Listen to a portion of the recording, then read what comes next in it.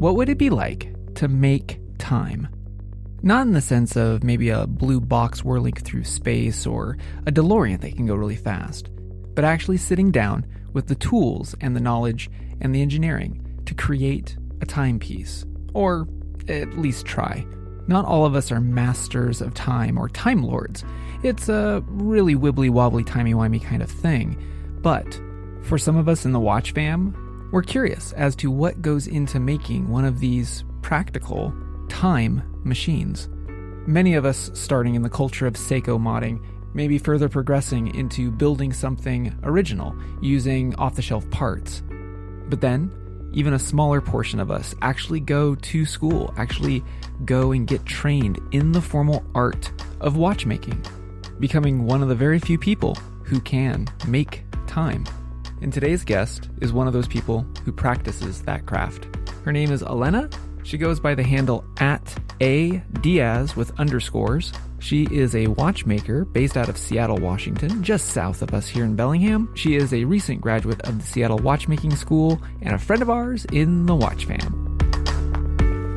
You've tuned into the Bellingham podcast miniseries, The Watch Fam, brought to you by The Analog Explorer. Read about my analog manifesto through my photography and my passions of travel and watches, in print or now as a digital magazine at theanalogexplorer.com. Now, watches and watchmaking itself is an old technology and an old skill, and you would be forgiven thinking that this art and this skill, as well as this hobby, would be reserved for an older generation, especially given that today's generation really knows that their watch is in their pocket. It's on their smartphone. Perhaps there is a growing trend where younger folk are looking towards timepieces to get away from their phones or to be more in the present. Now, Alena, she is in her mid-30s and she's a professional watchmaker. And she got her start into watchmaking through cars, loving things that are mechanical. But it took a happy accident for her, shifting gears from cars to watchmaking. A happy accident that involved changing 5 batteries at once. More on that later, though. But again, just like our other guests, you'll quickly hear how open we all are in the Watch fam, whether you are a modder, an enthusiast, or a watchmaker, a real one, talking about things like struggles with certain calibers, watch movements, or who's the best bond, or even sharing stories about our families, like in Alena's case, stories about her dad and her sharing the exact same watch tastes. And that brought up an interesting point for the both of us. We hadn't thought, why is it that we qualify men's and women's watches? Isn't a watch just a watch? So, with that said, you ever wonder what happens when you ask a watchmaker why watches?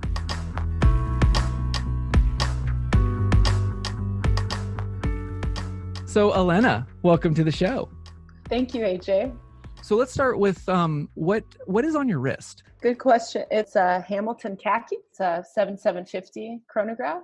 Nice. Very excited about it. It came in a box with the bracelet and the strap, but I actually put a black leather NATO style Barton strap on most of my watches because they're really comfortable. Dude, that's cool. Yeah, you shot me a picture of it and stuff, and that field khaki is super cool. I can't take it off lately. It's been on my wrist about a week straight. Cool. And what's funny is like the 7750, like a lot of those, I don't know, a lot of the chronos that I've seen with that caliber, like really looks like they're like horking, but on your wrist, it looks like it's pretty balanced. Yeah, it's a good one. I really like the shape of the Hamilton case, and it's a really awesome movement that I've been studying for a while now and not finished studying. So I'm not going to lie, it's a little bit intimidating to me still, but hopefully I'll master it someday. Well, a chronograph movement would be not just intimidating to me, it would frighten the heck out of me. So we should start at the top of the show and pretty much get out of the way. You're a watchmaker. Like, I am a watchmaker. A legit watchmaker, not like some schmuck that's on a podcast that, dabbles in modding and breaks a lot of things. But how did you get into watchmaking? I was actually a car mechanic when I was younger, in my 20s. I'm in my mid 30s now. Hey, me too. And the mid-30s part, not the car mechanic. Oh yeah, yeah. I always kind of hesitate because I'm like, it's inappropriate for a woman to tell her age, but I'm going to do it anyway. So yeah, in my early 20s, I was obsessed with cars, always, even teens loved cars, loved mechanics since a kid. But I decided I wanted to be a car mechanic my whole life, and that was what I was going to do forever. And I went to school and did that in my 20s, and was working in Arizona, and it gets pretty hot there. In the summertime, it can get up to 115, 117. And there was one summer where I just decided I'm going to for another job for a little while. I still love cars, and I worked on them with friends, but found out about this guy that my dad and my boyfriend at the time would take their watches into, and he needed to hire somebody. So I went in, and it was just battery changes, a watch technician job. And I explained to him, I work on cars, not watches. And he kind of laughed and said, I really need someone to work for here. I think if you can work on a car, you can figure out how to change a battery. He showed me how really quick. It was really that quick. Pulled me behind the counter, pulled out 5 watches and said, change the battery. I didn't realize he meant for me to do one. And he went and ran to the restroom and came back, and I had done all 5. He had wanted me to just do one. And he basically said, when can you start? And it was that quick. And it was, that was how I got into it. About a year into being a watch technician, I realized, you know what? I love cars. I'm always going to be passionate about cars, but watches are my soulmate. If you can think of a job being a soulmate, I never had been so excited about a job where it was not work to me. And I just wanted to hurry to work every day.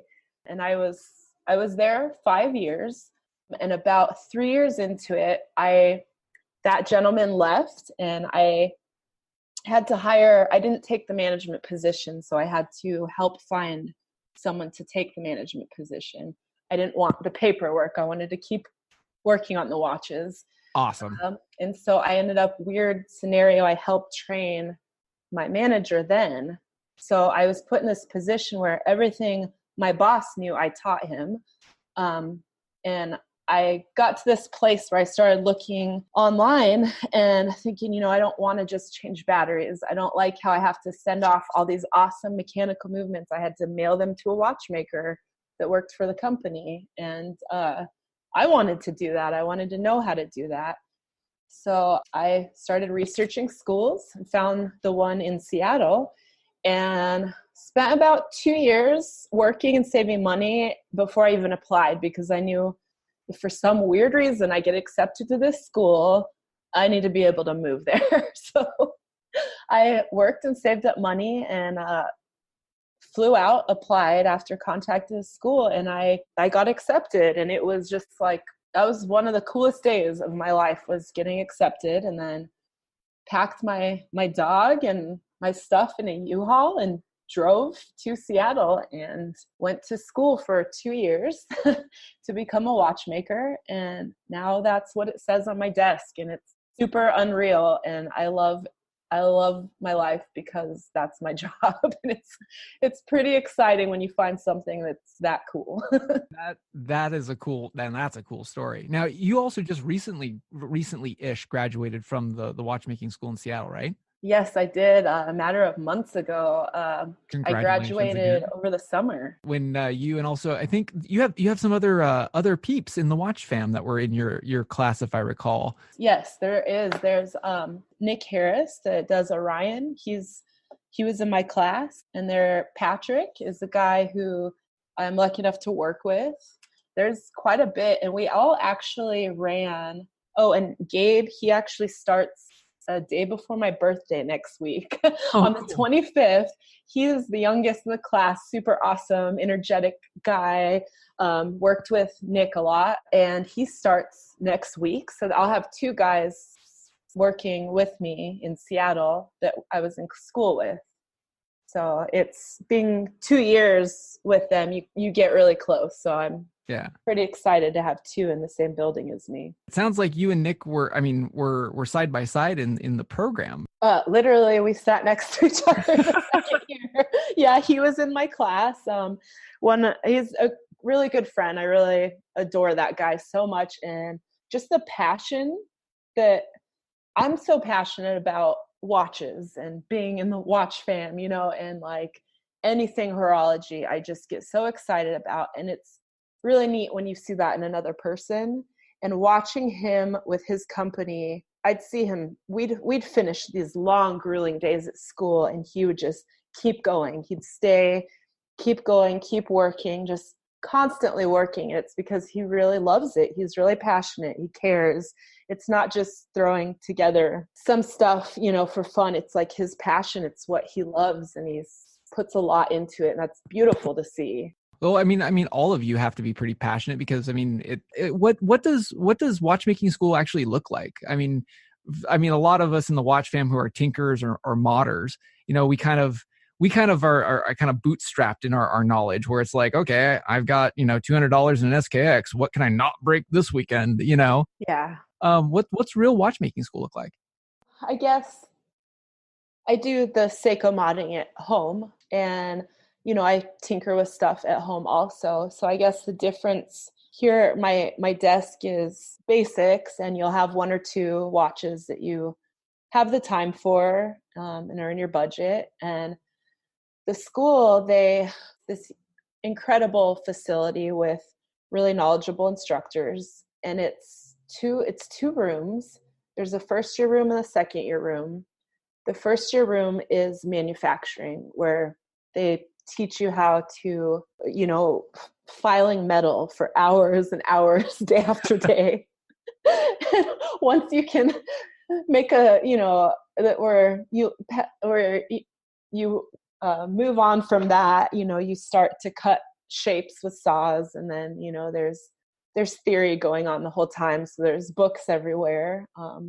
There's lathes. We did a lot of lathe work, which I love. I have a lathe in my living room, which is funny because luckily my friends that come over know, like, okay, like there's the couch and then there's a desk with a lathe. They're not surprised because they know me. So where someone might have a DVD collection, I'm like, well, here's my lathe in my living room. Oh my gosh, I love the new art piece. That's not art. I make art with it. So that was really neat to have lathes and be able to learn how to use that tool. I think was really exciting. I fell in love with that as well in school, but just to know how to make tools, a lot of the tools that I use in watchmaking that are my favorite tools, I made myself my first year. Oh, cool. So that's really special. I think when you're any sort of mechanic or builder, you take pride in your work and you love your tools, and it's that much more special if you can make them, and pretty awesome. And then the second year room is watchmaking benches, which the first year room is too, but it's more manufacturing on them. And then the second year you have the benches where you're just basically working on actual watches. And then we learn polishing also and refinishing. So in between the two rooms is a polishing and refinishing room, as well as the drills and stuff like that. Watchmaking school is much more than just like modding, because like as a modder, like I go and I source a case and I source a movement, and then hopefully I don't break anything in between and I get a crown and stem. But in watchmaking school, it's legitimate. Like, here is a chunk of metal, you will mill it into something. Like, yeah, I think that's an interesting thing, being handed a blueprint from your instructor and saying, you're going to make stuff out of metal. And not some of us had experience with that, but not everyone that goes into school does. So the manufacturing thing is, I think, interesting, and it's a neat part of it. Learning the theory and then the work that goes behind it, it's pretty great. Outside of the manufacturing part, I'm presuming like there's got to be like certain certificates that you have to do that are based off of like different movements or different manufacturers. I mean, how do you get the smarts that you got to be able to look at a 7750 and be like, I'm going to pull this apart and put it back together and make it work?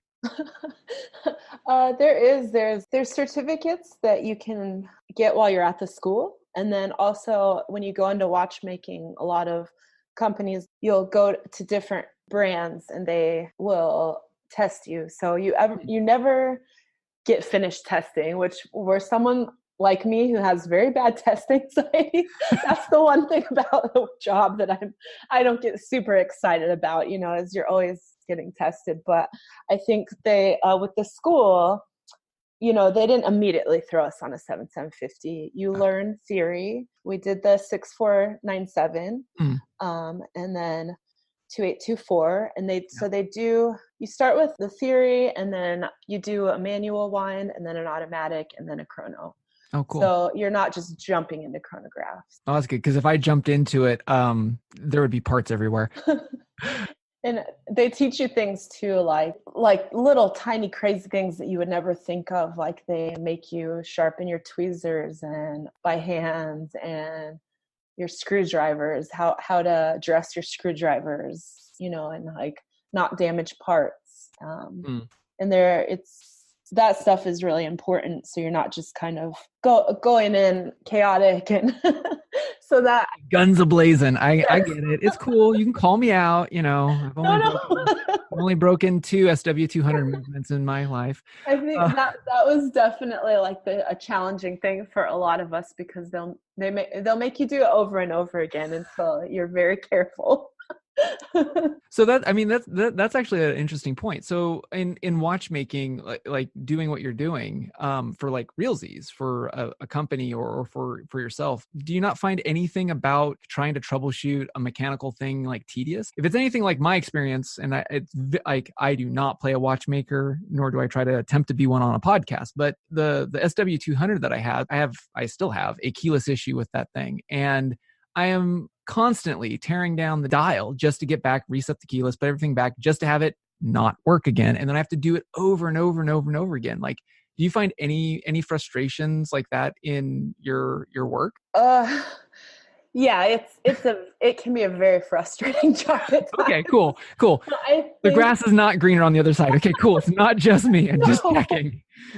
I mean, just today I finished a watch, and at the last minute, thought it was, ready to go, and I have to go in tomorrow and fix something. So that stuff it doesn't happen every day, but I think like any job, you have days where it's frustrating. And especially with any sort of mechanics, to me, I think you can think about it a lot, and you can think about a problem you're having, and sometimes it takes so long to figure it out. But when you do, it's that much more rewarding because you put time into it, for me anyway. But also there's a rumor that watchmakers are a little crazy. So but I enjoy it. I don't find it tedious. I like doing that. I like working on them and like working on a problem for a long time. Even if I get frustrated, you just kind of step back and talk to other people in the watch fam and ask them questions. I think is really important. That is the one thing that I love about this hobby or passion or quirk, kink, whatever you want to call what we are, is the amount of openness there is. Like I can reach out to somebody like you or Nick. Like the reason why I know Nick is I have been hunting for an SKX 031, and it's basically Seiko's take on what a Submariner would look like and ought to be in today's day and age. It's not Rolexed. It's not luxury, or at least I think it is luxury, but it's not luxury in the Rolex sense, right? And I started combing through everything, trying to find a case that I could just start from scratch, just like I did with the other projects. And the only thing I can equate tinkering with watches to is, for some people, it's like tattoos, I've been told. Once you get one, it's never the end, I've been told. And I like that analogy. I mean, that's the only way I can equate it to people that are Sure. non-watch fan people, because I know a lot of people with tattoos, not a lot of people with watches. So finding a case that was not egregiously expensive or coming from parts unknown where I do not know whether or not it's going to be legit and or functional, it was just atrocious. And so finally Nick was on Instagram, and he was moving apparently, and I mean, knowing his reputation as a modder, I'm like, well, if there's any time to reach out to him, I'm going to reach out now. And I'm like, hey, you wouldn't by chance have a 0040 Seiko case, would you? You know, it's a project watch. It doesn't have to be like, I'm not an Uber collector. I'm looking for something to learn. And sure enough, he had one. And he took a picture of it. He goes, I am not going to lie, dude, it's in rough shape. And I'm looking at it and I'm going, yeah, it's in rough shape, but like, that is the shape I am looking for. What parts do you have? And because it's coming from somebody like Nick, who, you know, is a watchmaker like yourself and respected in the modding community, I was just, do the threads work? Is things going to screw in? Because I can't mill anything. I am not that kind. I'm not you guys. Like, and he goes, no, it's not in good shape. I'm just letting you know, dude, you're going to need crystals and gaskets. I'm like, dude, I can do that. That stuff I can do, but will it go together? He's like, yeah, done. Take my money. And so he sent it to me, and he sent me some extra stuff. I needed some extra 7S26 parts, and he, you know, sent it to me. It's great. Like, I can just be open and honest. Like, here's me, hat in hand. I know nothing. Help. And there is somebody somewhere that will offer anything that they know, you know, and in reciprocity. Like, and I don't know anything, and I've been hit up, you know, in technology. There's a lot of like, you can't let everybody know your secrets, you know, unless you're Chris and I, then we're blabbermouths and we'll put it on a podcast. But, you know, that is what's really cool and really open about this, is you can literally be into watches because they look pretty, or you're into watches because you are a masochist and you want to learn how to build one, or get bit because you like mechanical things and you can change 5 batteries in a watch when somebody's go into the restroom. Like, I love that. It's a great story. Yeah, that it's crazy how open we all are. Me just reaching out to you, being like, hey, do you want to be on a show?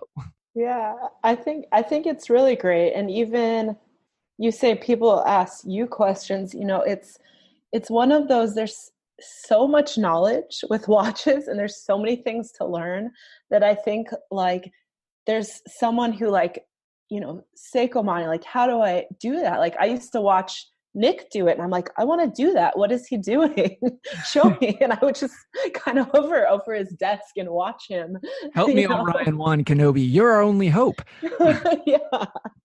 So I love that too. And there's always someone, you know, something like you said, if you don't know something, you can ask someone and they, you know, they'll try to teach you. And it is a really neat and special community. Especially, we are all special. Yes.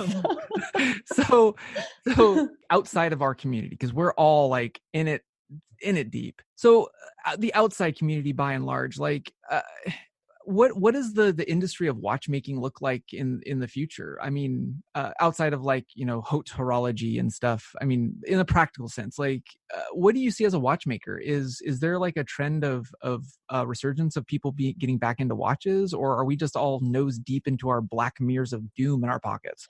I hope not. I like to keep the positive outlook, and I especially, I think, you know, I'm interested living in the US to see where American watchmaking goes. I think that there's a lot of people that I know really excited. You know, there's another, it's a watch school that you'll, in Arizona, that just, I think had their grand opening last week, maybe really recently.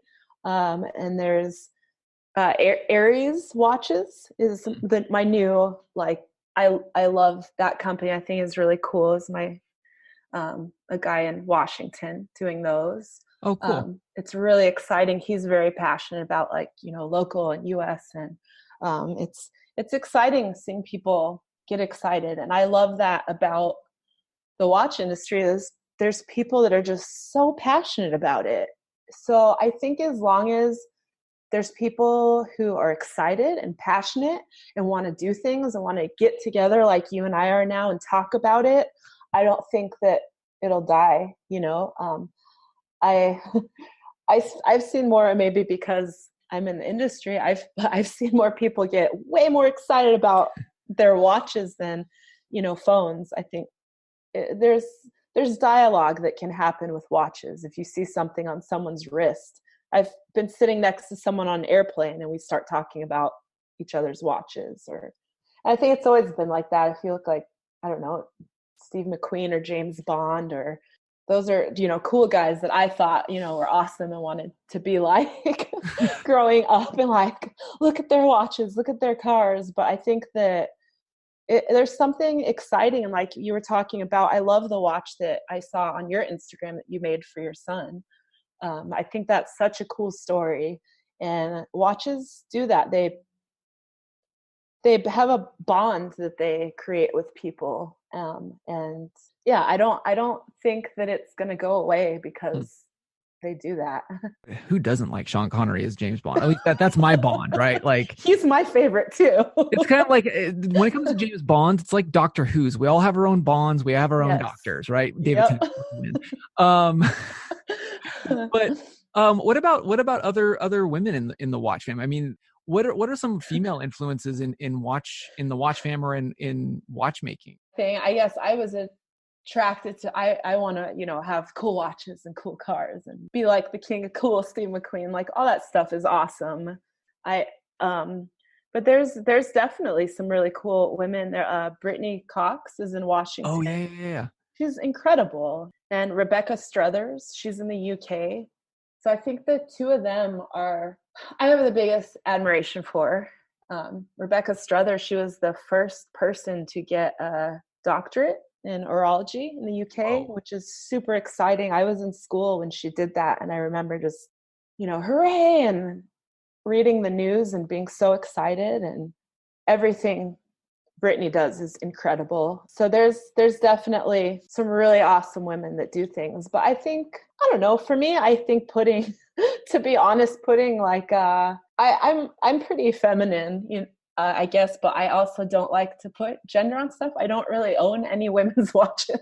I like tools. I like mechanics. I always have, you know. I like makeup and I like heels, but I also like cars and tools and watches. And, you know, tool watches are my favorite. You know, I love dive watches. I love chronographs. Yeah, my wife's complaint with most female watches is she always does the same thing. She's like, I don't like pink. I don't want diamonds. Get me a real watch. Like, yeah, and I think I definitely relate to that. That's why I don't own any women's watches, because women, we want to have fun. We like cool things. We like fast cars. I don't know. I think I like the traditional, you know, gentleman's, like, you know, like the Sean Connery in a tux driving the debonair. Like, or if like, you know, guy in a tux with a Rolls Royce and like, or, you know, Lotus Elise. Like, I like the Bond movies because of that. But it's also maybe not now in my late 30s, but when I was younger, like the question, like, but like, can I do that? I want those things. I think those things are cool. Is that okay? I don't think that so much anymore. Like, now I'm just, it's what I like. Of course it's okay. It's what I'm into. But, you know, I think it's okay for female to dress how she wants to, and to wear, you know, she wants to wear like a 40+ millimeter watch even on her wrist because she thinks that it's cool, or she likes, you know, the complications on it. You know, if she wants to wear a dive watch or anything like that, I think it's pretty awesome. I think it's pretty awesome. It's allowed, and do what you want. Yeah. I mean, I don't know. Like, I look at something like the Oyster Datejust. Like, you know, that watch, that is not a male or female watch. It's just a watch. Like, anybody can wear that thing. Anybody. I'm hoping with the new resurgence of like smaller case diameter watches, we're getting away from like the sundial watches. Thank goodness. I'm looking at you, Panerai.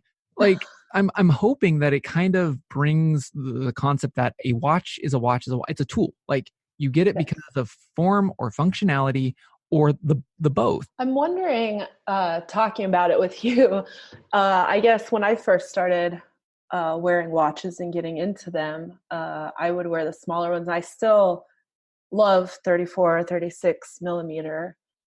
I think I stopped noticing and being self-conscious throughout the years of what it looked like on me. Whereas maybe at first I would have thought, oh, can I pull this off? Is it big? Is it masculine? And now I just kind of don't worry about it. So I don't know if like start small and go bigger if you want to and you're afraid to, I guess. You know, there's always things like statement jewelry, you know, that women wear. So it's valid. You can look at it that way.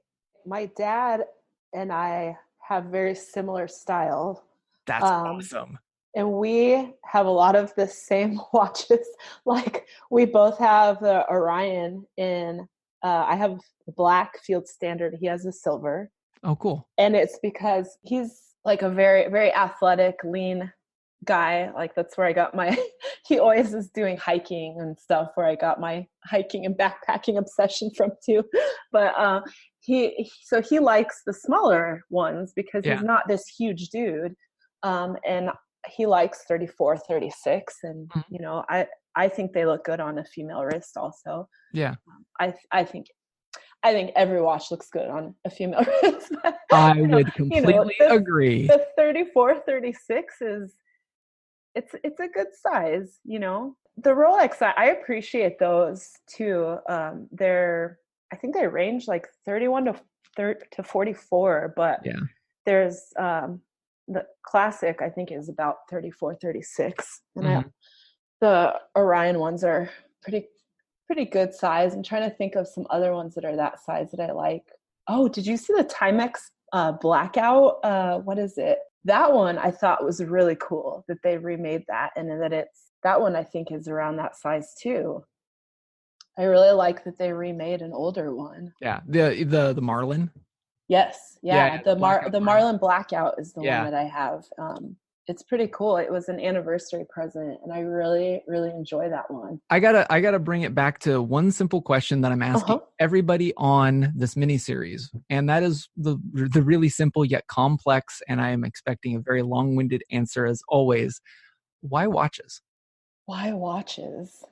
I don't think I have a long-winded answer. Mine is short because I've never loved something so much. That's it. Like nothing gets me that excited. Mic drop. I have not had somebody just mic drop on me. Just like, I've never loved anything more. Yeah, I like everything about them, I think. So just mechanics that are, it's accessible. You can do it at a desk. It's not like you don't need to hoist them up on a lift or have these massive tools. And everyone all over the world loves them. That wraps up this special edition of the Bellingham Podcast. Thank you again so much for listening to us, rating us, reviewing us, wherever you like to get your podcast. Remember, if you're in the Bellingham area, you might be listening to us on KMRE 102.3 FM, Low Power, community radio here in the heart of the city by the Salish Sea. And also remember that this mini-series is brought to you by The Analog Explorer. Find out more about my analog manifesto through my photography, my love of travel, and of course, my tick for watches. You can read about it in a digital magazine or in print at theanalogexplorer.com. Thank you again so much for tuning in. I'm AJ Barce, and we will see you next week.